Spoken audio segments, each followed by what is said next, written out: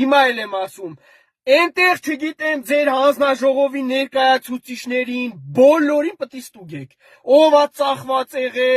ով ա վաճառվե Նիկոլին, ով ա թույլ տվե, որ այդ թվերն ա նկարվե, սաղ պտի ստուգվի, մեր անձնակազմից ով ա եղել այնտեղ, բոլոր վստահված անձերից, բոլոր տեղամասերից,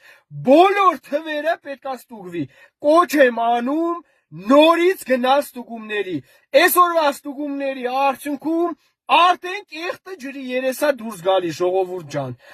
ու Աստված չանի Նիկոլ եւ Նիկոլի թիմ,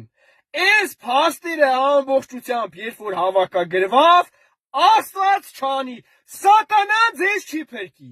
ձեր սատանան ձեզ չի փրկի, եթե դուք մեր քաղաքացիների քվեն